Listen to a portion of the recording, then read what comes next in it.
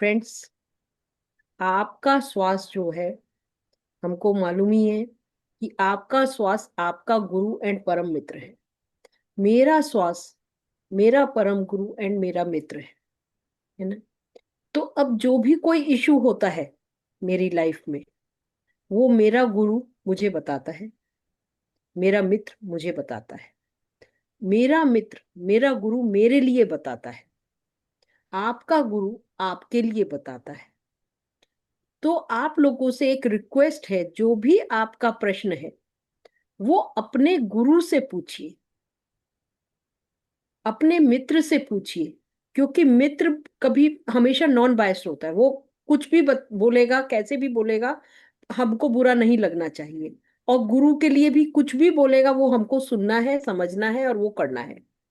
पर मेरा गुरु आपके लिए कुछ नहीं बता सकता और आपका गुरु मेरे लिए कुछ नहीं बता सकता। इस बात को समझिए और बहुत ध्यान से सुनिए और समझिए। अब क्या हो रहा है, हमारे पास प्रश्न आते हैं बहुत, मतलब मुझे क्या कहना चाहिए इसको। मेरे पैर में दर्द है, मेरे हाथ में दर्द है, मेरी सास के साथ ये इशू है, मेरी बहू के साथ ये इशू है, मेरे हस्बैंड के साथ ये इशू है, मैं कपड़े किसी को दान करना चाहती हूँ तो करूँ या नहीं करूँ, मेरा बेटा ऐसा कर रहा है, मेरे को फिजिकल इशू ये है, मेरे सिर में दर्द है, मेरे पेट पेट में दर्द है, मेरे कान में दर्द है, मेरे ये दर्द है, या मुझको ऐसा। ये सब कुछ कौन बताएगा आपको? मैं नहीं आपको जवाब दे सकती, यह जस्सी जी नहीं दे सकती आपको इस बात का जवाब। इस बात का जवाब आपको आपका गुरु दे सकता है कि आपको अपनी सास के साथ या सास को अपनी बहू के साथ कैसे टर्म्स बनाने हैं, कहाँ पर बॉर्डर लाइन खींचनी है, कहाँ तक उनको बर्दाश्त करना है, कहाँ पर उनको जवाब देना है, या ये सब आपके कर्मास का है तो आपको उसको बर्दाश्त करना ही करना है।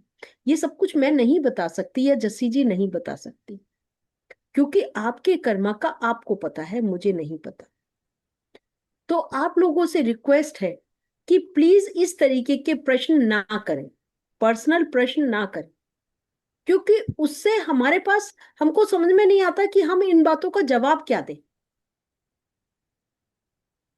आपको पता है कि आपकी बहू का या आपकी सास का आपके साथ कैसा संबंध है, वो आपके साथ क्या क्या करती हैं या आप उनके साथ क्या क्या करती हैं, या आपने पास्ट में क्या करा या पास्ट लाइफ में क्या क्या करा। मैं नहीं जानती, मैं नहीं बता सकती उस बारे में कुछ भी। आप ही जानते हैं और आप ही को बताएगा आपका गुरु, क्योंकि ये बातें पर्सनल होती हैं। जैसे हस्बैंड वाइफ की बात बिल्कुल पर्सनल होती है, बेडरूम की होती है, ऐसे ही गुरु और शिष्य की बात भी पर्सनल होती है। गुरु चौड़े में कोई भी बात नहीं बताता, वो जब आप ध्यान करेंगी या वैसे ही बैठी होंगी तो आपको इंट्यूशन अंदर से हो जाएगी कि ये इसलिए हो रहा था। फ्रेंड्स, मैं आपके साथ अपनी बात एक शेयर करती हूँ। हमारा एक मेडिटेशन का एक प्रोग्राम था जो ऋषिकेश में अभी भी होता है, तो हम लोग ऋषिकेश गए हुए थे। मेरे यहाँ पर एक छोटा सा, जैसे दाने दाने से हो जाते हैं ऐसा एक निशान सा हो गया, और वो होता होता होता होता फैलता फैलता फैलता फैलता वो पूरे मेरे फेस पर फैलता चला गया और यहाँ तक उतर गया।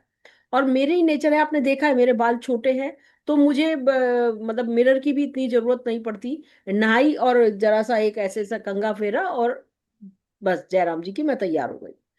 तो मुझे मुझे मिरर देखने की आदत ही नहीं है, 99%, 99 तो नहीं, 90% समझ लीजिए कि मुझे मिरर देखने की आदत नहीं है। पर जब वो फैलता चला गया और मेरे को एक रात को बहुत ज्यादा इरिटेशन हुई, क्योंकि वो बहुत ज्यादा मेरे को ऐसा लग रहा था कि बस मैं अपना फेस बस खुजा के मार दूं अपने फेस को। तो मैंने उस दिन अपने फेस को मिरर पर देखा। आप समझिए, हॉरिफाइंग फेस था वो, हॉरिफाइंग। मतलब देखकर मैं ये देख रही, मैं एकदम देख के अपने आप को डर गई कि कोई मेरा ये फेस देख रहा होगा तो क्या डर नहीं रहा होगा, ऐसा फेस। और मैं तो बस रोऊं तो रोऊं कि करूं क्या। और बच्चों ने जब मेरे रोते हुए देखा तो बच्चे फैल गए, कहने लगे मम्मी क्या आप दवाई नहीं लेती हो, हम तो आपको डॉक्टर को दिखाएंगे, क्या आपने अपना हाल बना लिया, मुझे दवाई नहीं लेनी दवाई। और आप समझिए जब बच्चे बड़े हो जाते हो तो ज्यादा उनके आगे बोल नहीं सकते आप। तो मैं बच्चों से कहा ठीक है, आपको जो करना है, जिससे बात करनी है कर लो, मैं ठीक है। फ्रेंड, फिर मैं ना शांति से बैठी और मैंने ये अपने आप से पूछा कि ये हुआ क्यों, कोई तो कारण होगा इसके पीछे की, किसी वजह से ये हुआ। मालूम है मुझे क्या जवाब आया? मुझे जवाब आया, आप अपने आप को बहुत सुंदर समझती हैं। क्या समझती हैं आप अपने आप को कि बहुत सुंदर है आप? मालूम है 1 सेकंड लगता है मुझे आपकी सुंदरता खत्म करने में, कर दी ना आपकी सुंदरता खत्म। मतलब सुंदर से असुंदर नहीं, उसे बदसूरत भी, हॉरिबल बदसूरत बना दिया। और कुछ ही दिनों में। ओ भाई गॉड, मैंने अपने आप से और सर से कहा, सर मैं ऐसा कुछ भी नहीं, पर हो सकता है मेरे अंदर दिमाग में रहता हो, बैक ऑफ द माइंड मेरे रहता हो कि हाँ मैं बहुत सुंदर हूँ। कहीं तो कुछ होगा, किसी वजह से तो सर ने ये मेरे साथ, या यूनिवर्स ने मेरे साथ ये गेम खेला। और आप बिलीव करेंगे, मैंने कोई दवाई नहीं खाई, कुछ नहीं खाया। एक छोटा सा ऑइंटमेंट सिर्फ वो फेस पे लगाया, क्योंकि बच्चे जिद कर रहे थे, तो मैंने कहा हाँ दवाइयां रख दो, मैं सब खाऊंगी, खाई मैंने कुछ नहीं। जरा सा ऑइंटमेंट 1 दिन लगाया फ्रेंड्स, मेरा फेस ऐसे साफ होता चला गया जैसे कभी कुछ हुआ ही नहीं था। और अब आप मेरा फेस देख रहे हैं, आप शायद बिलीव नहीं कर सकते कि कभी ऐसा भी हुआ होगा। वो यहां तक उतर गया था, कानों में यहां तक उतर गई थी मेरी वो स्किन की। तो किसके पास जवाब आया? किसी के पास नहीं आया, मेरा जवाब मेरे पास आया। ऐसे ही आपके जितने भी इश्यूज हैं, उनका जवाब आप ही के पास आएगा। हाँ, आप अपनी जो एक्सपीरियंसेस है वो ऑफ कोर्स शेयर कीजिए। जैसे मैं अभी एक मास्टर का ऐसा एक्सपीरियंस आप लोगों से शेयर करूंगी कि मैं यकीन से कह सकती हूँ आप सबके गूज पंप हो जाएंगे कि क्या ऐसा भी ध्यान में हो सकता है। फ्रेंड्स, उन मास्टर ने मुझको शेयर करा, उन्हें 38 दिन हो गए हैं, 38 डेज ऑलमोस्ट हो गए हैं उन्हें ध्यान करते हुए। तो उन्होंने शेयर करा, उनकी अब 6 साल की बच्ची है। तो जब वो बच्ची हुई, तो बाथरूम की जगह केवल एक बारीक सा, जैसे पिन पॉइंट होता है, ऐसा सिर्फ एक छेद था। पूरे तरीके से वो ऑर्गेन नहीं बना हुआ था। और वो इतना डर गई उस चीज को देखकर कि उन्होंने मतलब उस बच्चे के फादर से भी इस चीज को शेयर नहीं करा, और बिल्कुल उसको छुपा के रखा उस बच्चे को, कि कोई इसको वॉच नहीं करेगा कि बच्चा पॉटी कर ली, कि बच्चे ने सूसू कर ली, सब काम मैं करूंगी। जबकि नेचुरली जब जॉइंट फैमिली होती है तो सभी करते हैं, कोई भी बच्चे को कर देता है। बड़ी बिटिया का करते थे, पर छोटी बिटिया नहीं, ये मुझे बहुत प्यारी है, इसका कोई कुछ नहीं करेगा।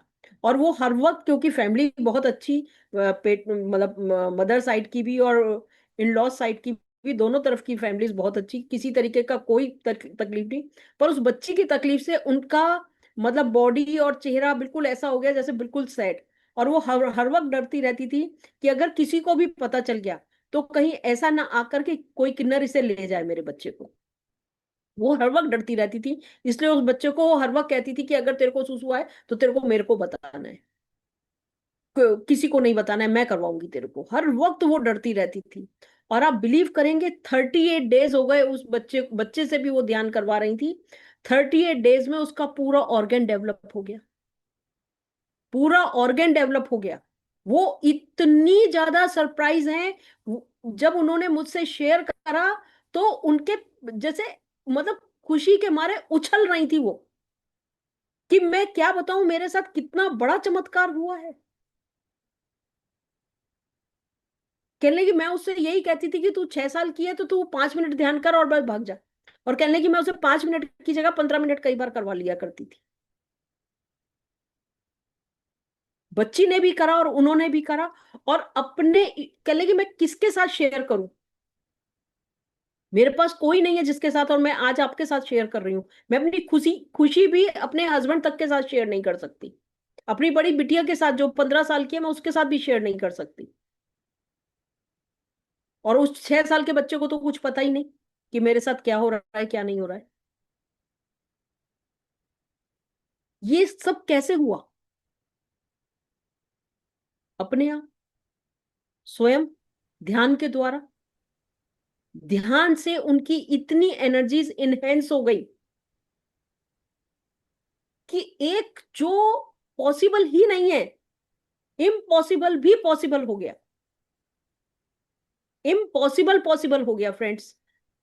हाथ का दर्द, पैर का दर्द, पेट का दर्द, कैंसर, माइग्रेन, ये सब कुछ तो हमने सुना है ठीक होते हुए, पर ये नहीं सुना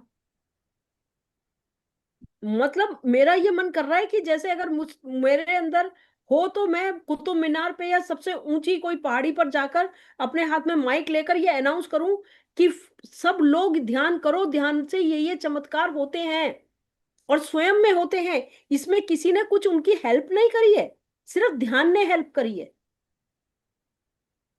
स्वयं ने ध्यान करा, बच्चे से ध्यान करवाया। तो फ्रेंड्स, मैं आप लोगों से ये रिक्वेस्ट कर रही हूं कि आप इस बात को समझिए, क्योंकि आप हमसे पूछना चाहेंगे, हमारी बुद्धि तो बहुत छोटी सी है। आप कहेंगे कि मेरे मेरे हस्बैंड के साथ ये टर्म्स है, अब हमारे को जो भी समझ में आएगा हम आपको कह देंगे। हमारी समझ इतनी थोड़ी है, हमारी बहुत छोटी सी समझ है फ्रेंड्स। समझ पतरी सर में है, समझ इस ध्यान में है, उस उन एनर्जीज में है जो आपके अंदर अब धीरे धीरे इनहेंस हो रही हैं। अपनी एनर्जीज को इतना इनहेंस कर लीजिए, इतना बढ़ा लीजिए कि जीवन में कोई भी प्रश्न हो, उसका हल किसके पास हो? केवल आपके पास। कोई नहीं उसको हल कर सकता। कोई जस्सी जी नहीं कर सकती, कोई विभा जी नहीं कर सकती, कोई नहीं कर सकता। देखिए, आप कोई मेरे से प्रश्न करेंगे या कोई अपना इशू कहेंगे, जो दिमाग में आया मैंने बोल दिया। उस समय पता नहीं सही होगा, गलत होगा, क्या होगा, उससे अच्छा भी हो सकता है, उससे बुरा भी हो सकता है, कुछ भी हो सकता है। मेरी बुद्धि तो बहुत छोटी सी है, मैं कुछ हूं ही नहीं, नथिंग। I am nothing. मैं बार बार आप लोगों से रिक्वेस्ट कर रही हूं, हम नथिंग है। एवरीथिंग कौन है? हमारे गुरु हैं। वो सब कुछ है, उन्हीं के पास सारे प्रश्नों के उत्तर है। तो प्रश्न उन्हीं से कर सकते हैं, मेरे आपसे मत कीजिए। नथिंग से क्या करेंगे आप? नथिंग से क्या पाएंगे आप, जबकि हमारे सामने एवरीथिंग है, जो सब कुछ है। तो मैं तो इतना ही शेयर कर सकती हूँ, जितनी अपनी छोटी सी बुद्धि से जितना मेरे को समझ में आया, मैंने आप लोगों के साथ शेयर करा। कुछ ज्यादा हो गया हो तो मुझे मालूम नहीं, देख लीजिएगा आप लोग। यस जस्सी जी, आप कुछ कहना चाहेंगी इस बारे में?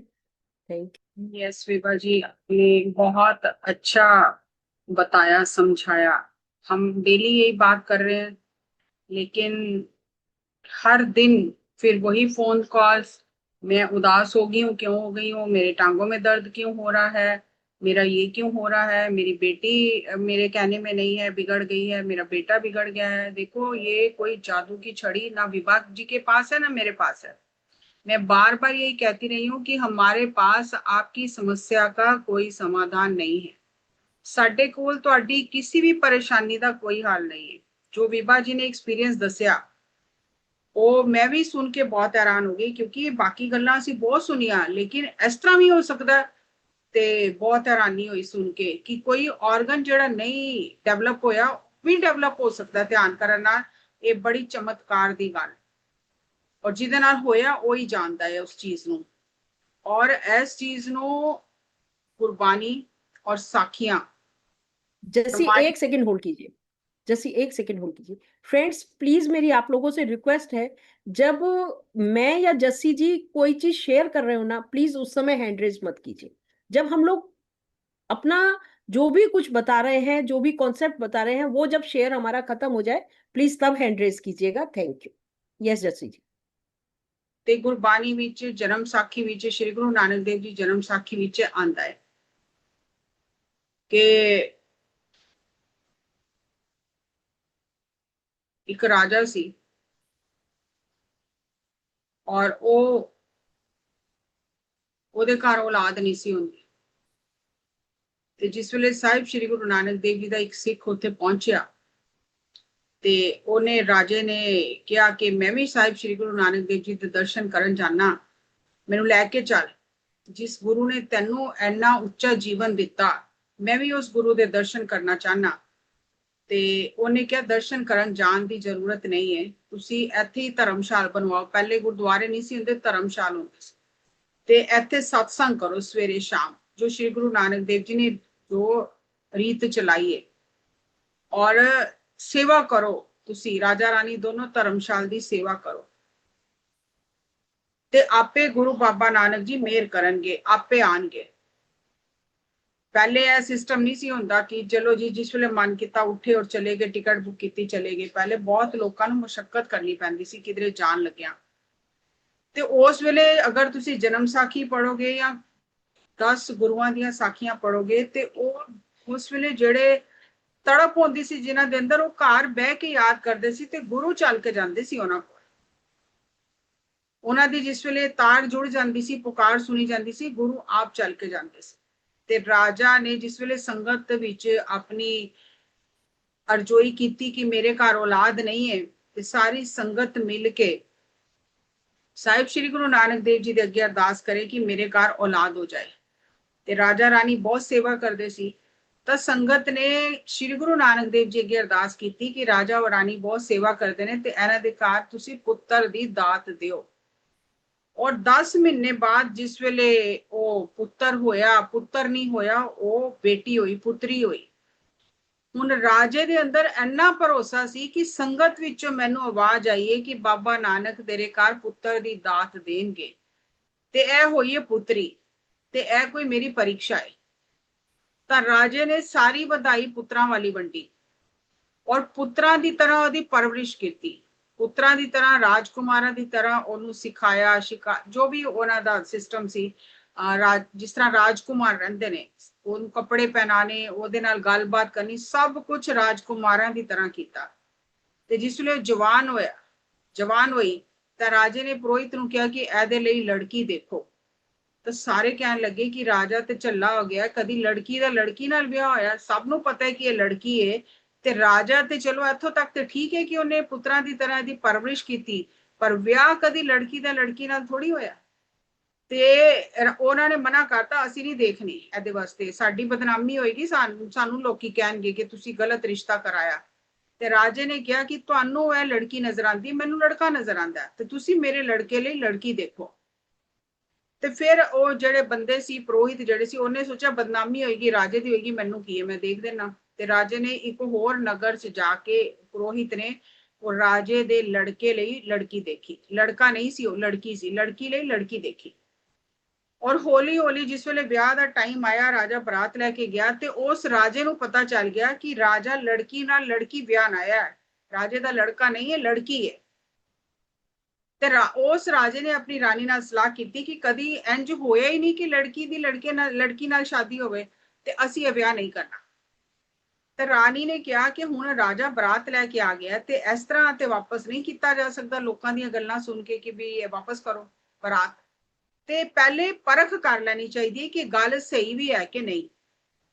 ਤਾਂ ਉਹਨਾਂ ਨੇ ਸਲਾਹ ਕੀਤੀ ਕਿ ਅਸੀਂ ਇੱਕ ਨਾਨ ਨੂੰ ਭੇਜਾਂਗੇ ਔਰ ਉਹਨੂੰ ਕਿਹਾ ਕਿ ਤੂੰ ਪੱਕੀ ਖਬਰ ਲਿਆਣੀ ਹੈ ਕਿ ਸਾਡੇ 'ਚ ਰਿਵਾਜ ਹੈ ਕਿ ਪਹਿਲੇ ਨਾਇਨ ਜਾਏਗੀ ਔਰ ਉਹ ਲੜਕੇ ਨੂੰ ਬਿਲਕੁਲ ਨਵਾ ਕੇ, ਨੰਗਾ ਕਰਕੇ, ਨਵਾ ਕੇ ਆਪਣੀ ਰੀਤੀ ਕਰਕੇ ਆਏਗੀ, ਫਿਰ ਅਸੀਂ ਵਿਆਹ ਕਰਾਂਗੇ। ਤੇ ਜੇ ਉਹ ਲੜਕੀ ਹੈ ਤੇ ਤੂੰ ਦੱਸ ਦੇ, ਤੈਨੂੰ ਬਹੁਤ ਇਨਾਮ ਦੇਵਾਂਗੇ, ਜੇ ਤੂੰ ਝੂਠ ਮਾਰੇ ਤੇਰਾ ਸਿਰ ਕੱਟ ਦਾਂਗੇ। ਤੇ ਉਹਨੇ ਕਿਹਾ ਠੀਕ ਹੈ, ਮੈਂ ਪੱਕੀ ਖਬਰ ਲਿਆਵਾਂਗੀ। ਉਧਰ ਉਹਨਾਂ ਨੇ ਇਹ ਤਿਆਰੀ ਕੀਤੀ। ਇਧਰ ਰਾਜਾ ਜਿਹੜਾ ਹੈ ਨਾਲ ਉਹਦੇ ਬਰਾਤ ਚੱਲੀ ਔਰ ਸਾਰੇ ਸੋਚ ਰਹੇ ਨੇ ਕਿ ਅਸੀਂ ਵੀ ਚੱਲ ਕੇ ਤਮਾਸ਼ਾ ਦੇਖਾਂਗੇ ਕਿ ਲੜਕੀ ਨਾਲ ਲੜਕੀ ਦਾ ਵਿਆਹ ਹੋਏਗਾ ਤੇ ਰਾਜੇ ਦੀ ਕਿੰਨੀ ਬੇਇੱਜ਼ਤੀ ਹੋਏਗੀ, ਤਮਾਸ਼ਾ ਦੇਖਣ ਚੱਲਨੇ। ਸਭ ਤਮਾਸ਼ਾ ਦੇਖਣ ਚਲੇ ਗਏ ਨਾਲ। ਰਾਜਾ ਸ਼੍ਰੀ ਗੁਰੂ ਨਾਨਕ ਦੇਵ ਜੀ ਨੂੰ ਯਾਦ ਕਰ ਰਿਹਾ ਮਨ ਵਿੱਚ ਕਿ ਮੇਰੀ ਲਾਜ ਹੁਣ ਤੁਹਾਡੇ ਹੱਥ ਵਿੱਚ ਹੈ, ਕਿਉਂਕਿ ਸੰਗਤ 'ਚ ਜੋ ਆਵਾਜ਼ ਆਈ ਉਹ ਗਲਤ ਨਹੀਂ ਹੋ ਸਕਦੀ। ਤੇ ਮੈਂ ਲੜਕੀ ਨਹੀਂ ਹੈ, ਮੇਰੀ ਲੜਕਾ ਹੀ ਹੈ, ਤੇ ਮੈਂ ਲੜਕੇ ਨੂੰ ਹੀ ਵਿਆਹਨ ਜਾ ਰਿਹਾ, ਤੇ ਮੇਰੀ ਲਾਜ ਪਾਤਨ ਤੁਹਾਡੇ ਹੱਥ ਵਿੱਚ ਹੈ। ਤੇ ਰਸਤੇ ਵਿੱਚ ਜਿਸ ਵੇਲੇ ਉਹ ਜਾ ਰਹੇ ਸੀ ਜੰਗਲ ਦੇ ਰਸਤੇ 'ਚੋਂ, ਤੇ ਇੱਕ ਹਿਰਨ ਨਿਕਲਿਆ। ਤੇ ਉਹ ਜਿਹੜੀ ਰਾਜਕੁਮਾਰੀ ਸੀ, ਜਿਹੜੀ ਰਾਜਕੁਮਾਰਾਂ ਦੀ ਤਰ੍ਹਾਂ ਰਹਿੰਦੀ ਸੀ, ਉਹਨੇ ਕਿਹਾ ਕਿ ਪਿਤਾ ਜੀ ਮੈਂ ਹਿਰਨ ਦਾ ਸ਼ਿਕਾਰ ਕਰਕੇ ਲਿਆਣਾ। ਉਹ ਉਹਦੇ ਪਿੱਛੇ ਲੱਗ ਗਈ ਔਰ ਪਿੱਛੇ ਜਾਂਦੇ ਜਾਂਦੇ ਇੱਕ ਐਸੀ ਉਜਾੜ ਵਿੱਚ ਪਹੁੰਚ ਗਈ ਤੇ ਉੱਥੇ ਉਹਨੇ ਦੇਖਿਆ ਕਿ ਕੁਝ ਸੰਗਤ ਬੈਠੀ ਹੈ ਔਰ ਉੱਥੇ ਕੋਈ ਸੰਤ ਬੈਠੇ ਨੇ ਜਿਹੜੇ ਕਿ ਪ੍ਰਵਚਨ ਦੇ ਰਹੇ ਨੇ, ਕੀਰਤਨ ਕਰ ਰਹੇ ਨੇ।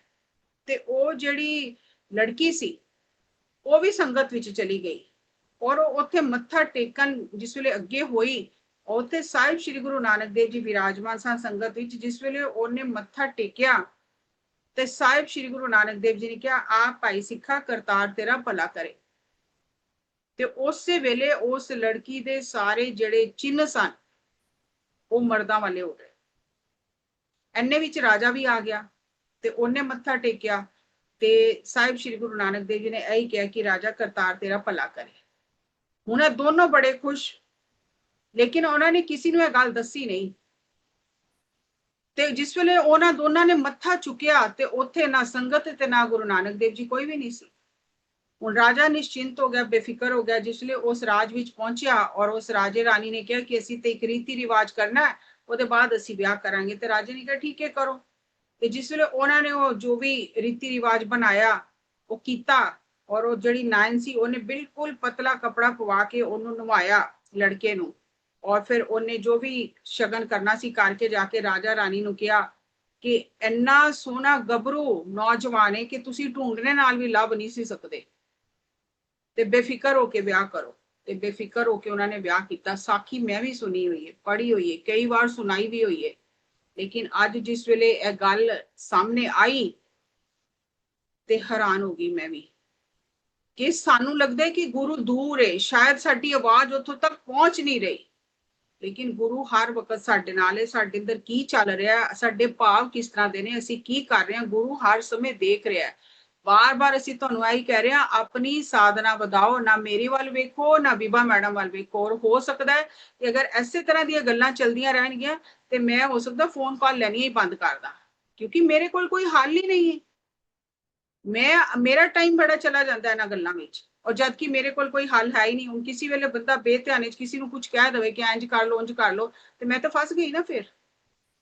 ਤੇ ਇਸ ਵਾਸਤੇ ਹਰ ਇੱਕ ਕੋਈ ਵੀ ਸਮੱਸਿਆ ਤੁਹਾਡੀ ਕਿਸੇ ਤਰ੍ਹਾਂ ਦੀ ਵੀ, ਆਪਣੀ ਸਾਧਨਾ ਵਧਾਓ। ਜਿੰਨਾ ਸਾਧਨਾ ਵਧਾਓਗੇ, ਜੋ ਵਿਭਾ ਮੈਡਮ ਨੇ ਪਹਿਲੇ ਕਿਹਾ, ਤੁਹਾਡੇ ਗੁਰੂ ਕੋਲ ਤੁਹਾਡੀ ਹਰ ਪਰੇਸ਼ਾਨੀ ਦਾ ਹੱਲ ਹੈ। ਮੇਰੇ ਗੁਰੂ ਕੋਲ ਮੇਰੀ ਪਰੇਸ਼ਾਨੀ ਦਾ ਹੱਲ ਹੈ। ਐਸੇ ਲਈ ਗੁਰਬਾਣੀ ਚ ਕਿਹਾ ਗਿਆ, ਆਪਣਾ ਗੁਰੂ ਧਿਆਏ। ਮੇਰਾ ਤੇਰਾ ਨਹੀਂ, ਆਪਣਾ। ਆਪਣਾ ਕਿਹੜਾ? ਜੋ ਸਾਡਾ ਆਪਣਾ ਹੈ, ਸਾਡੇ ਨੇੜੇ ਵੇ, ਜਿਹਨੂੰ ਅਸੀਂ ਆਪਣਾ ਸਮਝਨੇ ਆ। ਅਸੀਂ ਆਪਣਾ ਸਮਝਾਂਗੇ ਤੇ ਉਹ ਸਾਡੇ ਸਾਰੇ ਸਮੱਸਿਆ ਦਾ ਸਮਾਧਾਨ ਕਰੇਗਾ। ਅਸੀਂ ਅੱਧਾ ਇੱਕ ਘੰਟਾ ਧਿਆਨ ਕਰਕੇ ਅਸੀਂ ਕੋਈ ਪਰਹੇਜ ਵੀ ਨਹੀਂ ਕਰ ਰਹੇ, ਅਸੀਂ ਕੋਈ ਗੁਰੂਆਂ ਦੇ ਸਿਧਾਂਤ ਤੇ ਵੀ ਨਹੀਂ ਚੱਲ ਰਹੇ, ਤੇ ਅਸੀਂ ਫਿਰ ਕਹਿ ਰਹੇ ਜੀ ਸਾਨੂੰ ਪਰੇਸ਼ਾਨੀਆਂ ਬੜੀਆਂ ਆ ਰਹੀਆਂ ਨੇ। ਪਰੇਸ਼ਾਨੀਆਂ ਦਾ ਜਿੰਨੀ ਵੱਡੀ ਪਰੇਸ਼ਾਨੀ ਹੈ ਓਨੀ ਵੱਡੀ ਸਾਧਨਾ ਦੀ ਲੋੜ ਹੈ। ਔਰ ਪਤਰੀ ਸਰ ਨੇ 18 ਪ੍ਰਿੰਸੀਪਲ ਵਿੱਚ ਇੱਕ ਪ੍ਰਿੰਸੀਪਲ ਇਹ ਬਣਾਇਆ, ਮੈਂ ਅਜੇ ਤੱਕ ਤੁਹਾਡੇ ਨਾਲ ਸ਼ੇਅਰ ਨਹੀਂ ਕੀਤਾ ਕਿਉਂਕਿ ਅਜੇ ਉਹਦੀ ਮੈਂ ਜ਼ਰੂਰਤ ਨਹੀਂ ਸਮਝੀ। ਇੱਕ ਵਾਰੀ ਪਹਿਲੇ ਧਿਆਨ ਪਕੜ ਵਿੱਚ ਆ ਜਾਏ, ਫਿਰ ਬਾਕੀ ਗੱਲਾਂ ਹੌਲੀ ਹੌਲੀ ਸ਼ੇਅਰ ਕਰਾਂਗੇ। ਐਸੇ ਵਾਸਤੇ ਮੈਂ ਪਿਰਾਮਿਡ ਦੇ ਬਾਰੇ ਵਿੱਚ ਵੀ ਕੁਝ ਸ਼ੇਅਰ ਨਹੀਂ ਕੀਤਾ, ਅੱਜ ਸ਼ੇਅਰ ਕੀਤਾ। ਮੈਂ ਅੱਜ ਜੋ ਪੀਪੀਟੀ ਮੈਂ ਸ਼ੇਅਰ ਕੀਤੀ, ਤੇ ਆਪਣੇ ਗੁਰੂ ਦੇ ਅੱਗੇ ਜਿਸ ਵੇਲੇ ਅਸੀਂ ਰੋਵਾਂਗੇ, ਜਿਸ ਵੇਲੇ ਅਸੀਂ ਆਪਣੇ ਗੁਰੂ ਦੇ ਅੱਗੇ ਪੁਕਾਰ ਕਰਾਂਗੇ, ਸਾਡਾ ਗੁਰੂ ਸਾਡੀ ਸੁਨੇਗਾ। ਉਹ ਸਾਡੀ ਸੁਣਨ ਲਈ ਬੈਠਾ ਹੈ। ਤੇ ਮੈਂ ਕਿੰਨੀ ਵਾਰੀ ਇਹ ਵੀ ਗੱਲ ਕੀਤੀ ਕਿ ਤੁਸੀਂ ਗੁਰਦੁਆਰੇ ਜਾਓ, ਜੇ ਗੁਰਦੁਆਰੇ ਨਹੀਂ ਜਾ ਸਕਦੇ ਤੁਸੀਂ ਘਰ ਬਹਿ ਕੇ ਸਾਹਿਬ ਸ੍ਰੀ ਗੁਰੂ ਨਾਨਕ ਦੇਵ ਜੀ ਨੂੰ ਯਾਦ ਕਰੋ, ਆਪਣਾ ਦੁੱਖ ਉਹਨਾਂ ਨੂੰ ਸੁਣਾਓ। ਉਹ ਤੁਹਾਨੂੰ ਸੁੱਖ ਦੇ ਸਕਦੇ ਨੇ। ਨਾ ਜੱਸੀ ਮੈਡਮ ਦੇ ਸਕਦੀ, ਨਾ ਬੀਬਾ ਮੈਡਮ ਦੇ ਸਕਦੀ ਹੈ। ਜੇ ਮੰਨ ਲਓ ਤੁਸੀਂ, ਕਈ ਕੁਝ ਲੋਕ ਕਹਿੰਦੇ ਜੀ ਅਸੀਂ ਆਚਾर्य ਜੀ ਕੋਲ ਚਲੇ ਜਾਈਏ, ਆਚਾर्य ਜੀ ਇਹੀ ਕਹਿੰਦੇ ਨੇ ਕਿ ਤੁਸੀਂ ਸਾਧਨਾ ਵਧਾਓ, ਤੁਹਾਡੇ ਲਈ ਕੋਈ ਅਗਰ ਸੁਨੇਹਾ ਆਏਗਾ ਅਸੀਂ ਤੁਹਾਨੂੰ ਬੁਲਾ ਕੇ ਦੇਾਂਗੇ। ਸਾਡੇ ਕੋਲ ਬਹਿ ਕੇ ਤੁਹਾਨੂੰ ਕੁਝ ਨਹੀਂ ਮਿਲੇਗਾ, ਤੁਹਾਨੂੰ ਆਪਣੀ ਸਾਧਨਾ ਵਧਾਉਣ ਨਾਲ ਹੀ ਮਿਲੇਗਾ। ਔਰ ਅਗਰ ਤੁਸੀਂ ਕੋਈ ਉੱਥੇ ਜਾਏਗਾ ਵੀ ਔਰ ਕੋਈ ਸਮੱਸਿਆ ਲੈ ਕੇ ਜਾਏਗਾ, ਉਹਨਾਂ ਨੇ ਤੁਹਾਡੇ ਕੋਲੋਂ 20-20 ਘੰਟੇ ਸਾਧਨਾ ਕਰਾਣੀ ਹੈ, ਕਈ ਕਈ ਦਿਨ। ਫਿਰ ਉਹ ਕਹਿਣਗੇ ਤੁਹਾਡਾ ਕੋਈ ਹੱਲ ਨਿਕਲੇਗਾ ਤੇ ਅਸੀਂ ਤੁਹਾਨੂੰ ਦੱਸਾਂਗੇ ਤੁਸੀਂ ਸਾਧਨਾ ਵਧਾਓ। ਇੰਨਾ ਸੌਖਾ ਨਹੀਂ ਹੈ ਵੱਡੀਆਂ ਵੱਡੀਆਂ ਪਰੇਸ਼ਾਨੀਆਂ ਚੋਂ ਬਾਹਰ ਨਿਕਲਣਾ। ਆਪਣੇ ਗੁਰੂ ਤੇ ਭਰੋਸਾ ਕਰੋ, ਨਾ ਮੇਰੇ ਤੇ ਕਰੋ, ਨਾ ਬੀਬਾ ਮੈਡਮ ਤੇ ਕਰੋ, ਨਾ ਕਿਸੇ ਹੋਰ ਤੇ ਕਰੋ। ਜਿਹਨੂੰ ਇਸ਼ਟ ਨੂੰ ਤੁਸੀਂ ਮੰਨਦੇ ਹੋ ਉਸ ਇਸ਼ਟ ਤੇ ਭਰੋਸਾ ਕਰੋ। ਉਹ ਨਹੀਂ ਹੁੰਦਾ ਤੇ ਆਪਣੇ ਗੁਰੂ ਤੇ, ਆਪਣੇ ਸਵਾਸ ਗੁਰੂ ਤੇ ਭਰੋਸਾ ਕਰੋ। ਅੱਜ ਇੱਕ ਸਵਾਸ ਨਿਕਲ ਜਾਏ ਤੇ ਸਰੀਰ ਮਿੱਟੀ ਹੈ। ਜਦ ਤੱਕ ਸਵਾਸ ਹੈ ਤਦ ਤੱਕ ਸਭ ਕੁਝ ਹੋ ਸਕਦਾ ਹੈ, ਤੇ ਸਵਾਸ ਗੁਰੂ ਨੂੰ ਪਕੜ ਲਓ। ਐਸੇ ਲਈ ਬਾਰ-ਬਾਰ ਕਿਹਾ ਗਿਆ ਕਿ ਆਪਣੇ ਗੁਰੂ ਦਾ ਧਿਆਨ ਕਰ, ਆਪਣੇ ਗੁਰੂ ਦਾ ਪੱਲਾ ਪਕੜ, ਆਪਣੇ ਗੁਰੂ ਦੇ ਲੜ ਲੱਗ, ਕੋਈ ਤੇਰਾ ਪਾਰ ਉਤਾਰਾ ਕਰ ਸਕਦਾ ਹੈ। ਸੋ ਵਿਭਾ ਮੈਮ ਨੇ ਬਹੁਤ ਅੱਛਾ ਸਮਝਾਇਆ, ਔਰ ਮੈਂ ਤੇ ਆਪ ਅੱਜ ਬੜੀ ਹੈਰਾਨ ਹੋਈ ਹੈ ਗੱਲ ਸੁਣ ਕੇ ਕਿ ਕਮਾਲ ही हो गया। ਤੇ ਇਹ ਛੋਟੀਆਂ ਮੋਟੀਆਂ ਸਮੱਸਿਆ ਤੇ ਕੋਈ ਮਾयने नहीं रखती। कम वही वाली बात है जस्सी जी कि कमाल उसके दरबार में कुछ है ही नहीं। है ही नहीं। उसके दरबार लेकिन में कोई कमाल नहीं है। हम क्योंकि हम नथिंग है ना, हमको हर बात कमाल लगती है। हाँ, अब जैसे परमात्मा दे वो घर एक ते हमारी कोई मेडिटेटर ने शेयर करा कि मेरे को ब्लड नहीं बनता, मैं हर 20-22 दिन में करवाती थी, अब मेरे को 30 दिन 31 दिन हो गए, मैंने अभी तक नहीं करवाया। और मेरी सिट्राजिन भी बंद हो गई क्योंकि इरिटेशन होती थी बॉडी में, और पैरासीटामोल लेती रहती थी क्योंकि फीवर होता था, वो भी बंद हो गई। तो आप ये देखिए कि ये कैसे हो रहा है। ये ध्यान गुरु करवा रहा है आपसे, आपकी समस्याओं को सुनकर वो उनका हल दे रहा है, पर वो दे रहा है, ये समझने वाली बात है। दे कौन रहा है? केवल श्वास गुरु। ਹਾਂਜੀ ਮੈਡਮ हाँ ਜੀ, ਸਾਰੇ ਗਰੁੱਪ ਨੂੰ, ਸਾਰੇ ਗੁਰੂਆਂ ਨੂੰ ਕਵਾਂ, ਕਿਹਨੂੰ ਕੀ ਕਵਾਂ, ਤੁਹਾਨੂੰ ਮੈਂ ਕੁਝ ਨਹੀਂ ਕਹਿ ਸਕਦੀ। ਸਭ ਨੂੰ ਨਮਸਕਾਰ। ਇੰਨੀ ਨਮਸਕਾਰ ਕਿ ਸਾਰੀ ਦੁਨੀਆ ਭਰ ਦੀ ਨਮਸਕਾਰ। कौन बोल रहा है? ਅੱਜ क्या नाम ਮੈਡਮ है ਜੀ आपका? ਮੇਰਾ ਨਾਮ अच्छा, ਪ੍ਰੀਤਮ ਕੌਰ। प्रीतम। प्रीतम कौर जी, ਮੈਂ हाँ ਅੱਗੇ जी। ਵੀ ਇੱਕ ਦਿਨ ਤੁਹਾਡੇ ਨਾਲ 2 ਵਾਰੀ ਗੱਲਬਾਤ ਕਰ ਚੁੱਕੀ ਹਾਂ। ਅੱਜ ਮੇਰੇ 41 ਦਿਨ ਪੂਰੇ ਹੋ ਗਏ ਨੇ वाह। ਗਰੁੱਪ ਚ ਆਈ ਨੂੰ, ਤੇ ਮੇਰੀ ਉਮਰ 70-72 ਸਾਲ ਦੀ ਜੇ। ਤੇ ਮੈਂ ਤੁਹਾਨੂੰ ਕੀ ਦੱਸਾਂ, ਮੈਂ ਸਭ ਕੁਐਸਚਨ ਸੁਣ ਸੁਣ ਕੇ ਨਾ, ਮੇਰੇ ਤੇ ਅੱਧੇ ਕੁਐਸਚਨਾਂ ਦੇ ਜਵਾਬ ਮੈਨੂੰ ਮਿਲ ਗਏ ਨੇ। ਤੇ ਮੈਂ ਕਹਿੰਦੀ ਹਾਂ ਵੀ ਆ ਜੋ ਤੁਸੀਂ ਦੱਸਦੇ ਪਏ ਹੋ, ਮੈਂ ਸਭ ਕੁਝ ਇਹ ਗ੍ਰੰਥ ਪੜਿਆ ਹੋਇਆ ਤੇ ਮੈਂ ਸਾਰਾ ਕੁਝ ਜਾਣਦੀ ਹਾਂ। ਤੇ ਸਾਗਰ ਨੇ ਕਿਰਪਾ ਵੀ ਬੜੀ ਕੀਤੀ ਹੈ ਤੇ ਸਮਾਂ ਵੀ ਬੜੇ ਵਿਖਾਏ ਨੇ ਤੇ ਅੰਦਰ ਵੀ ਉਹਨੇ ਬੜਾ ਹੱਥ ਧਰਿਆ ਹੈ। ਤੇ ਮੈਂ ਇਹ ਕਹਿੰਦੀ ਹਾਂ ਕਿ ਪਤਾ ਨਹੀਂ ਅਸੀਂ ਇਸ ਜਨਮ ਦੇ ਨਹੀਂ, ਕਦੋਂ ਦੇ ਤੁਰੇ ਆ ਤੇ ਕਦੋਂ ਨਹੀਂ ਕੀ ਕੁਝ ਕਰਦੇ ਆ, ਸਾਨੂੰ ਤਾਂ ਪਤਾ ਹੀ ਨਹੀਂ। ਤੇ ਸਾਡਾ ਭਾਂਡਾ ਕਿੱਡਾ ਕਿਤੇ ਕਿੱਡੀ ਕੁ ਵਸਤ ਸਾਨੂੰ ਚਾਹੀਦੀ ਹੈ, ਤੇ ਉਹਨੇ ਤਾਂ ਸਾਡੇ ਭਾਂਡੇ ਵੱਲ ਵੇਖ ਕੇ ਪਾਉਣੀ ਹੈ। ਤੇ ਅਸੀਂ ਵੱਡੇ ਵੱਡੇ ਭਾਂਡੇ ਆਖੀਏ ਵੀ ਸਾਡੇ ਭਰੇ ਜਾਣ, ਨਹੀਂ ਭਰ ਸਕਦਾ। ਸਾਡਾ ਭਾਂਡਾ ਵੱਡਾ ਹੋਏਗਾ ਤੇ ਤਾਂ ਹੀ ਵੱਡੀਆਂ ਚੀਜ਼ਾਂ ਪਾਵਾਂਗੀਆਂ। ਤੇ ਬਹੁਤ ਤੁਸੀਂ ਕਿਰਪਾ ਕੀਤੀ ਹੈ ਤੇ ਮੈਂ ਤੇ ਬਹੁਤ ਜ਼ਿਆਦਾ, ਮੈਨੂੰ ਇੰਨਾ ਸਰੀਰਕ ਤੌਰ ਤੇ ਮੈਂ ਬਹੁਤ ਜ਼ਿਆਦਾ ਠੀਕ ਹੋ ਗਈ ਹਾਂ। ਕਿੰਨੇ ਕੁ ਮੇਰੇ ਮਤਲਬ ਅੰਦਰ ਨਹੀਂ, ਮੇਰੀਆਂ ਸ਼ਿਕਾਇਤਾਂ ਬਿਮਾਰੀਆਂ ਸਭ ਠੀਕ ਹੋ ਗਈਆਂ। ਜਿਹੜੀਆਂ ਕੰਨਾਂ ਵਾਲੀਆਂ ਨਾ, ਡਾਕਟਰਾਂ ਨੇ ਕਿਹਾ ਸੀ ਇਹ ਨਾੜਾਂ ਹੀ ਕਮਜ਼ੋਰ ਹੋ ਗਈਆਂ ਨੇ ਮਾਤਾ, ਹੁਣ ਤੇਰਾ ਕੋਈ ਇਲਾਜ ਨਹੀਂ। ਤੇ ਉਹ ਮੇਰੀਆਂ ਕੰਨਾਂ ਵਾਲੇ ਜਿਹੜੇ ਬਹੁਤ ਆਵਾਜ਼ਾਂ ਆਉਂਦੀਆਂ ਸੀ, ਮੈਂ ਇੰਨੀ ਹੁੰਦੀ ਮੈਂ ਪਾਗਲ ਹੋ ਜਾਂਗੀ, ਉਹ ਮੇਰੀਆਂ ਬਿਲਕੁਲ ਸਹੀ ਹੋ ਗਈਆਂ ਜੇ ਮੈਡੀਟੇਸ਼ਨ ਕਰਨ ਨਾਲ। बहुत बढ़िया। ਗੋਡੇ ਵੀ बहुत ਮੇਰੇ, अच्छा। ਗੋਡੇ ਵੀ ਮੇਰੇ ਸਹੀ ਹੋ ਗਏ ਨੇ। ਤੇ ਤੁਸੀਂ ਕਹਿੰਦੇ ਵੀ ਵਧਾਓ ਤੁਸੀਂ ਮੈਡੀਟੇਸ਼ਨ, ਮੈਂ 3-3.5 ਘੰਟੇ ਕਰਦੀ ਹਾਂ ਸਵੇਰੇ ਸ਼ਾਮ ਦੁਪਹਿਰੇ। ਤੇ ਕਿਰਪਾ ਕਰਕੇ ਮੈਨੂੰ ਦੱਸੋ ਕਿ ਮੈਂ ਹੋਰ ਕਿੰਨਾ ਕੁ ਕਰ ਸਕਦੀ ਹਾਂ, ਇਸ जितना ਤੋਂ आप चाहें, ਦੁਗਣਾ ਕਰਾਂ। जितना आप ਹਾਂਜੀ चाहें, जितना आप चाहें उतना कर सकती हैं। कोई ਠੀਕ है इसमें जी। ये नहीं है कि इतना करना है या उतना करना है। आप 2 घंटे, 4 घंटे, 10 घंटे, 15 घंटे, 24 घंटे, जितना आप चाहें आप करिए।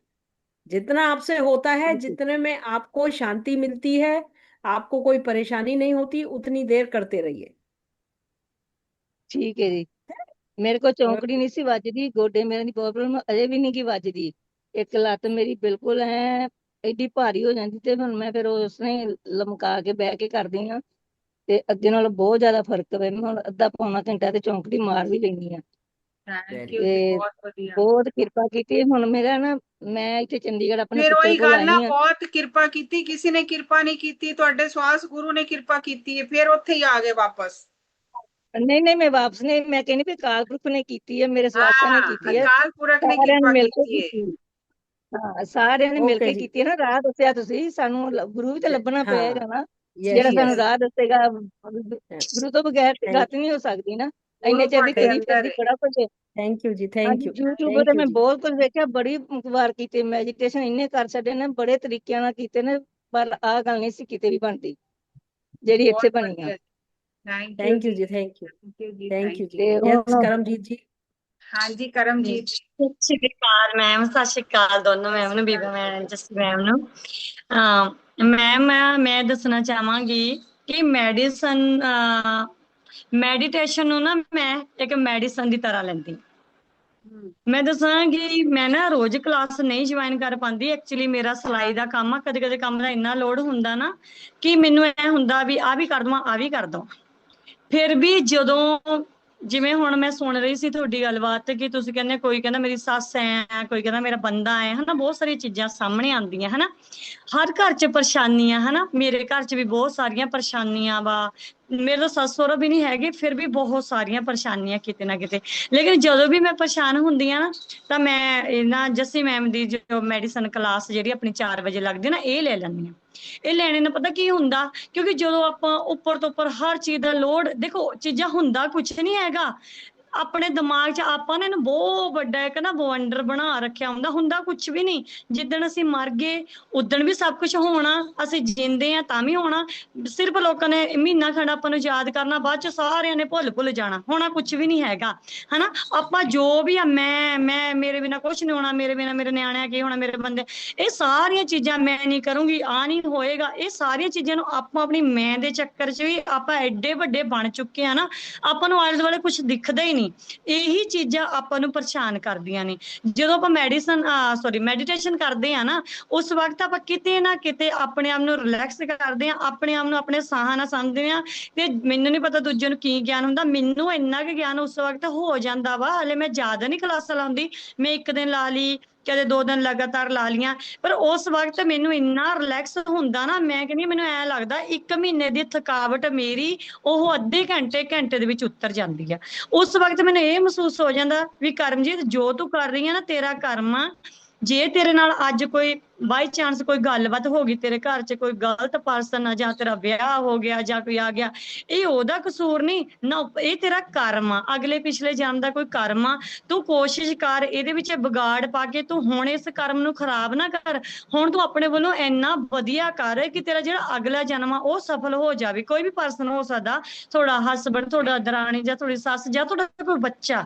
ਇਹ ਉਹ ਆ ਜਿਹੜਾ ਤੁਹਾਡੇ ਪੁਰਾਣੇ ਜਿਹੜੇ ਕਰਮ ਆ ਨਾ, ਉਹਦਾ ਤੁਹਾਨੂੰ ਉਹਦਾ ਫਲ ਉਹ ਮਿਲ ਰਿਹਾ।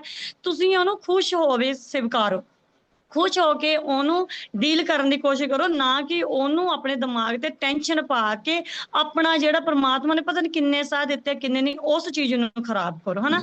ਤੇ ਮੈਂ ਜੋ ਸਿੱਖਿਆ ਸਮਝਿਆ ਹਨਾ, ਮੈਂ ਮਹਿਸੂਸ ਕਰ ਰਹੀ ਹਾਂ, ਮੈਂ ਤੁਹਾਡੇ ਨਾਲ ਉਹ ਸ਼ੇਅਰ ਕੀਤਾ ਕਿ ਮੈਂ ਬਹੁਤ ਵਧੀਆ ਮਹਿਸੂਸ ਕਰਦੀ। ਜਦੋਂ ਪਰ ਅਸੀਂ ਗਲਤੀ ਕਿੱਥੇ ਕਰਦੇ ਹਾਂ, ਅਸੀਂ ਕਿਉਂ ਨਹੀਂ ਮਹਿਸੂਸ ਕਰ ਪਾਉਂਦੇ ਕਿ ਅਸੀਂ ਰਿਲੈਕਸ ਹੋ ਗਏ, ਅਸੀਂ ਦੁਨੀਆਦਾਰੀ ਨੂੰ ਭੁੱਲ ਗਏ। ਕਿਉਂ? ਅਸੀਂ ਅੱਖਾਂ ਵੀ ਬੰਦ ਕਰ ਲੈਂਦੇ ਆ, ਅਸੀਂ ਆਪਣਾ ਕੀ ਕਹਿੰਦੇ ਆ ਹੱਥ ਵੀ ਕਰੋਸ ਕਰ ਲੈਂਦੇ ਆ, ਚੌਂਕੜੀ ਮਾਰ ਕੇ ਬਹਿ ਜਾਂਦੇ, ਲੇਕਿਨ ਅਸੀਂ ਆਪਣੇ ਸਾਹਾਂ ਤੇ ਧਿਆਨ ਨਹੀਂ ਦਿੰਦੇ। ਸਾਹ ਆਪਣੇ ਉੱਥੇ ਹੀ ਚੱਲ ਰਹੇ ਆ, ਦਿਮਾਗ ਆਪਣਾ ਉੱਥੇ ਹੀ ਚੱਲ ਰਿਹਾ, ਮੇਰੀ ਸੱਸ ਕੀ ਕਰਦੀ ਹੋਣੀ ਆ, ਉਹ ਮੇਰੇ ਬਾਰੇ, ਮੇਰਾ ਬੰਦਾ ਕੀ ਕਰਦਾ ਹੋਣਾ। ਜਦੋਂ ਤੱਕ ਅਸੀਂ ਆਪਣੇ ਸਾਰੇ ਕੰਮਾਂ ਕਾਰਾਂ ਨੂੰ ਛੱਡ ਕੇ ਆਪਣਾ ਧਿਆਨ ਆਪਣੇ ਸਾਹਾਂ ਤੇ ਨਹੀਂ ਨਾ ਲਿਆਵਾਂਗੇ, ਮੋੜ ਕੇ ਉਹਨੇ ਜਾਣਾ, ਦਿਮਾਗ ਨੇ ਲੈ ਕੇ ਜਾਣਾ। ਕਿਉਂਕਿ ਦੇਖੋ ਹੁਣ ਮੇਰੀ 35 ਸਾਲ ਦੀ ਉਮਰ ਹੋ ਗਈ, 35 ਸਾਲ ਤੋਂ ਮੈਂ ਕੀ ਕੀਤਾ, ਸਾਰਿਆਂ ਦੀ ਸੁਣੀਆਂ, ਪੇਕਿਆਂ ਦੀ ਸੁਣੀਆਂ, ਭਰਾਵਾਂ ਦੀਆਂ ਸੁਣੀਆਂ, ਹਨਾ, ਆਪਣੇ ਬੱਚਿਆਂ ਦੀਆਂ ਸੁਣੀਆਂ, ਸੱਸ ਸਭ ਦੀ ਸੁਣੀ, ਉਹ ਸਾਰੀਆਂ ਚੀਜ਼ਾਂ ਮੇਰੇ ਸਾਹਮਣੇ ਆ। ਉਹ ਸਾਰੀ ਚੀਜ਼ਾਂ ਮੈਨੂੰ ਕਿੱਦਾਂ, ਮੈਂ ਦੱਸੋ, ਹਫਤਾ 21 ਦਿਨ 41 ਦਿਨ ਕਲਾਸ ਲਾ ਕੇ, ਉਹ 35 ਸਾਲਾਂ ਦਾ ਜੋ ਮੇਰੇ ਦਿਮਾਗ ਨੇ ਖਾਦਾ ਪੀਤਾ ਕਿਵੇਂ ਭੁੱਲ ਜਾਏਗਾ? ਕਦੇ ਵੀ ਨਹੀਂ ਭੁੱਲੇਗਾ। ਉਹਨੂੰ ਘੱਟੋ ਘੱਟ ਜੇ ਆਪਾਂ 5 ਸਾਲ ਦਾ ਦਈਏ, ਜੇ 35 ਸਾਲ ਦਿਮਾਗ ਨੇ ਗਲਤ ਚੀਜ਼ਾਂ, ਝਗੜੇ, ਕਲੇਸ਼, ਬਹੁਤ ਸਾਰੀਆਂ ਚੀਜ਼ਾਂ ਉਹਨੇ ਬੋਜਰੇਸ਼ਨ ਸਹੀ ਆ, ਉਹਨੂੰ 5 ਸਾਲ ਤਾਂ ਲੱਗਣਗੇ ਨਾ ਠੀਕ ਕਰਨੇ ਨੂੰ। ਅਸੀਂ ਕਿੱਦਾਂ ਮੰਨ ਲਈਏ ਵੀ ਜੱਸੀ ਮੈਮ ਜਾਂ ਬੀਬਾ ਮੈਮ ਦੀਆਂ 5-7 ਕਲਾਸਾਂ ਜਾਂ 40-41 ਦਿਨ ਲਾ ਕੇ ਮੈਂ ਸਭ ਕੁਝ ਠੀਕ ਹੋ ਜਾਊਗਾ, ਹਨਾ। ਪੇਸ਼ੈਂਸ ਰੱਖਣਾ ਬਹੁਤ ਜ਼ਰੂਰੀ ਆ, ਹੌਲੀ ਹੌਲੀ ਸਭ ਕੁਝ ਹੋਏਗਾ। ਤੁਸੀਂ ਆਪਣੇ ਧਿਆਨ ਮੁੜ ਕੇ ਲਿਆਓ, ਸਵਾਸਾਂ ਤੇ ਲਿਆਓ, ਕਿਉਂਕਿ ਤੁਸੀਂ ਕਹਾ ਬੰਦ, ਤੁਹਾਡਾ ਸਭ ਕੁਝ ਬੰਦ ਕਰਕੇ ਵੀ ਫਿਰ ਵੀ ਤੁਹਾਡਾ ਧਿਆਨ ਬਾਹਰ ਹੁੰਦਾ ਵੀ ਮੇਰੇ ਨਿਆਣੇ ਕੀ ਕਰ ਰਹੇ ਆ, ਮੇਰਾ ਬੰਦਾ ਕੀ ਕਰਦਾ। ਤਦ ਤੱਕ ਮੋੜ ਕੇ ਉਹਨੂੰ ਝਿੜਕ ਕੇ ਆਪਣੇ ਦਿਮਾਗ ਨੂੰ, ਆਪਣੇ ਮਨ ਨੂੰ, ਆਪਣੇ ਸਵਾਸਾਂ ਤੇ ਨਹੀਂ ਨਾ थैंक यू, ਲਿਆਉਂਗੇ, उद तक थैंक यू ਤੁਹਾਡਾ कुछ करण नहीं जी, होगा। Thank you. थैंक और यू लोगों सो को मच, भी मैंने हाँ, इतना टाइम। थैंक यू थोड़ा शॉर्ट ਵਿੱਚ ਹੀ थैंक ਕਰੋ ਤਾਂ ਕਿ ਸਾਰਿਆਂ ਨੂੰ ਟਾਈਮ ਮਿਲ ਜਾਏ। ਹਾਂਜੀ हाँ, जब नरेंद्र और जी। लोग भी कर पाए ना, है ना, क्योंकि बहुत लोग। जी मेरी भी मैडम ਲੱਤ ਦੀ ਪ੍ਰੋਬਲਮ ਹੀ, ਵੈਸੇ ਮਤਲਬ ਫਰਕ ਪੈ ਰਿਹਾ ਹੁਣ ਕਾਫੀ ਵੈਸੇ ਲੱਤ ਦਾ। ਹਾਂਜੀ, ਸਾਧਨਾ बताओगे तो फर्क पेगा ही पेगा, और कोई रास्ता है ही नहीं। ਹਾਂਜੀ, ਨਹੀਂ ਡਾਕਟਰ ਦੇ पत्री ਵਾਲੇ सर ਵੈਸੇ ਮੈਨੂੰ कहते सी ਪੇਟ कि जिस वेले कोई परेशानी होवे ना, तो सब तो पहला ਹਾਂਜੀ काम करो कि मुंह ते लगा लो टेप, मुंह खोलो ही ना, ਹਾਂਜੀ किसी ਨੂੰ ਪਰੇਸ਼ਾਨੀ ਦੱਸੋ ਠੀਕ ਹੀ ਹੈ ਨਾ, ਤੇ ਸਾਧਨਾ ਵਧਾ ਲਓ। ਠੀਕ ਜਦ ਤੱਕ ਹਾਂਜੀ ਉਹਦਾ ਹੱਲ ਨਾ ਨਿਕਲ ਜਾਏ ਨਾ, ਤਦ ਤੱਕ ਮੌਨ ਰੱਖੋ। ਔਰ ਇਹ ਚੀਜ਼ ਪਤਰੀ ਠੀਕ ਸਰ ਨੇ ਹੈ ਸਾਨੂੰ ਕਰਕੇ ਦਿਖਾਈ। ਸਾਡੇ ਤੇ ਛੋਟੇ ਘਰ ਪਰਿਵਾਰ ਨੇ ਨਾ, ਪਤਰੀ ਸਰ ਤੇ ਇੰਨੀ ਵੱਡੀ ਹਾਂਜੀ ਆਰਗੇਨਾਈਜੇਸ਼ਨ ਚਲਾਉਂਦੇ ਸੀ, ਜਿਸ ਵੇਲੇ ਕੋਈ ਐਸੀ ਕੋਈ ਹਨੇਰੀ ਘੁਲ ਜਾਂਦੀ ਸੀ ਨਾ, ਤੇ ਉਹ ਮੌਨ ਰੱਖ ਲੈਂਦੇ ਸੀ, ਕਿਸੇ ਨਾਲ ਗੱਲ ਨਹੀਂ ਸੀ ਕਰਦੇ। ਹਾਂਜੀ ਸਾਲ ਅਸੀਂ ਉਹਨਾਂ ਨੂੰ ਦੇਖਿਆ ਮੌਨ ਵਿੱਚ ਇਹ ਪੂਰੀ ਆਰਗੇਨਾਈਜੇਸ਼ਨ ਚਲਾਉਂਦਿਆਂ ਹੋਇਆ, ਸਾਲ। ਔਰ ਆਪੇ ਥੋੜੇ ਟਾਈਮ ਬਾਅਦ ਉਹ ਸਮੱਸਿਆ ਦਾ ਸਮਾਧਾਨ ਹੋ ਜਾਂਦਾ ਸੀ, ਔਰ ਬਿਲਕੁਲ ਸਭ ਕੁਝ ਸਹੀ ਹੋ ਜਾਂਦਾ ਸੀ। ਅਸੀਂ ਬੋਲ ਹਾਂਜੀ ਕੇ ਸਮੱਸਿਆ ਹੋਰ ਵਧਾ ਲੈਂਦੇ ਆ।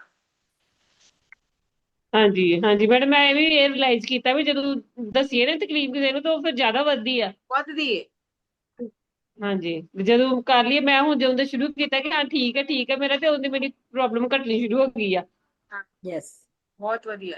ਹਾਂਜੀ, thank you. Thank you, thank you. ਹਾਂਜੀ ਥੈਂਕ ਵਿੰਨੀ ਯੂ ਜੀ। ਮੈਮ, ਥੈਂक यू बहुत बहुत। ਹਾਂਜੀ ਹਾਂਜੀ ਵਿੰਨੀ ਜੀ। जी विन्नी जी बोलिए, बोलिए विन्नी मैम जी। मेरे को 2.5 महीने हो गए मैम करते हुए, बहुत अच्छा लग रहा है मैम। करने के बाद मेरा 2 नंबर का चश्मा लगा हुआ था, बट अब बिल्कुल मेरे को साफ दिखता है बिना चश्मे के, मेरे को चश्मे की जरूरत ही नहीं पड़ी। Thank you ji, thank you. और मैम मार्च में मेरे ऑपरेट हुआ था स्पाइन का, तो एक ऑपरेट गलत हो गया, फिर दोबारा 10 दिन बाद दोबारा से हुआ, फिर मेरे को इतनी वीकनेस आ गई कि मैं बिल्कुल उठ ही नहीं पाती, सपोर्ट के बिना बिल्कुल नहीं उठ पाती थी। अब मेरे को जैसे करते करते मैं आराम से चल फिर लेती हूँ, सब कुछ कर लेती हूँ, अपना काम भी करना स्टार्ट कर दिया मैंने। तो ये सब कुछ मेरा ध्यान में आने के बाद ही हुआ। देखो इतना बढ़िया पहले एक्सपीरियंस है, ऑन करके बोलो तो कितना अच्छा लगता है। मैं बहुत अच्छा लग रहा है मैम, बालों की ग्रोथ भी पहले से काफी हो गई है, वाह, सब कुछ बहुत अच्छे से हो रहा है। बहुत फिर बढ़िया। मैम घर के कई काम जैसे रुके हुए थे, अकेली अभी मैं ही कर रही हूँ, अपने हस्बैंड को बोलती हूँ बट वो नहीं कर रहे, तो लेकिन कई रुके हुए काम अपने आप ही होते जा रहे हैं। बहुत बढ़िया, बहुत बढ़िया। बस थैंक यू लगे थैंक रहो। You thank you so much ma'am, thank you जी, बहुत लगे अच्छा रहो। लग रहा है मैम, पढ़ाई थैंक यू में। जी। देविंदर कौर जी, आप अगर फटाफट शेयर कर सकते हैं तो प्लीज कीजिए, क्योंकि बहुत लंबा टाइम हो गया है। Thank you ma'am, thank you. Thank you. सत श्री अकाल मैम। मैंने श्री आपको अकाल। बस अपना एक छोटा सा आज का एक्सपीरियंस बताना था कि मेरे ना सुबह से सर्वाइकल का बहुत पेन हो रहा था। इतना पेन था कि मेरे से बर्दाश्त नहीं हो रहा था। मैंने बड़ी मुश्किल से आज ड्यूटी की, मगर जब मैं ड्यूटी करके रास्ते में आ रही थी ना, तो मैं अपने आप को यही बोलती आई, मेरे को कोई पेन नहीं है, मैं बिल्कुल ठीक हूँ, मेरे अंदर बहुत एनर्जी है, मेरे अंदर बहुत एनर्जी है, मैं बिल्कुल ठीक हूँ। मैं रास्ते से लेके मतलब अपने ऑफिस से लेके घर तक आते आते मैं यही बोलती आई। घर आई, मेरे को नहीं पता मेरा कब दर्द गायब हो गया मैम। वाह, मैं बिल्कुल नॉर्मल। Very good. बहुत बढ़िया। जस्सी मैडम कहती है कि ऐसे बोलना चाहिए, तो thank you Jassi ma'am, thank you Vibha ma'am, thank you so much. Thank you friends. हाँ, ये चीजें हमारी you, लाइफ friends. में अगर हम इनको अप्लाई कर रहे हैं तो हो रही हैं ये अप्लाई। बिल्कुल जी। बिल्कुल। सही चीज, सही ट्रैक पे हैं हम आपकी बदौलत। Thank you. Thank Nanak you ma'am, नाम थैंक चढ़दी कला, चढ़दी कला तेरे तेरे पानी पानी सरबत दा भला। सरबत दा भला।